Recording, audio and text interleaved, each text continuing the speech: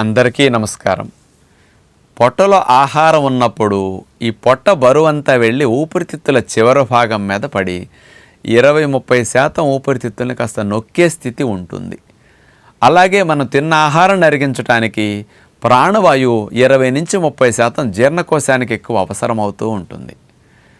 మనం పొట్టలో ఆహారం ఉన్నప్పుడు వంగాలన్నా తిరగాలన్నా శరీరాన్ని మెలి తిప్పాలన్నా పొట్ట ఆటంకం అవుతుంది. ప్రాణాయామం చేయాలంటే కూడా గాలిని పూర్తిగా ఊపిరితిత్తులు నిండుగా చివరి వరకు పీల్చడానికి ఆహారం ఉంటే అవరోధం కలుగుతుంది.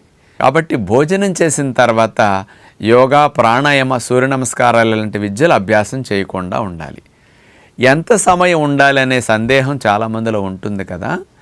ఆహారము తిన్న తర్వాత ఒక 4 గంటలు, ఘనాహారాలు తిన్న తర్వాత 4 గంటల్లో అది జీర్ణమైపోయి కాస్త పొట్ట ఖాళీ అవుతుంది, ప్రేగులు ఖాళీ అవుతాయి. కాబట్టి మీకు ఫ్రీగా ఈ భాగాల్లో ఉంటుంది కాబట్టి అప్పుడు యోగా చేసుకోవటానికి మంచిది. అదే మీరు ద్రవాహారాలు లాంటివి, పాలు కానీ, పండ్ల రసాలు కానీ, పళ్ళు కానీ ఇట్లాంటివి తీసుకుంటే ఒక గంట వ్యవధి, అరగంట వ్యవధి ఇచ్చైనా మీరు చేసుకున్న ఆటంకం ఏమీ ఉండదు. అందుకని హెవీగా ఫుడ్ తిన్నప్పుడు మాత్రం యోగా చేయడానికి అనుకూలంగా ఉండదు. మధ్యాహ్నం భోజనం మీరు 1 గంట 2 మధ్యలో చేశారు, సాయంకాలం 5-6 గంటలకు మీరు యోగా చేసుకోవచ్చు.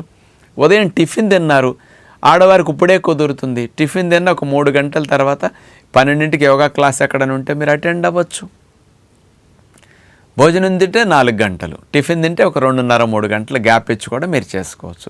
అంటే పొట్ట ఖాళీగా ఉండాలి, శ్వాసలు మంచిగా వెళ్ళేటట్టు, ఈ భాగాల్లో ప్రెషర్ లేకుండా ఉంటే మీరు సులభంగా యోగా చేయగలుగుతారు. కాబట్టి అంత వ్యత్యాసం ఇస్తే మంచిదని అందరూ గమనించగలరని విజ్ఞప్తి చేస్తూ నమస్కారం.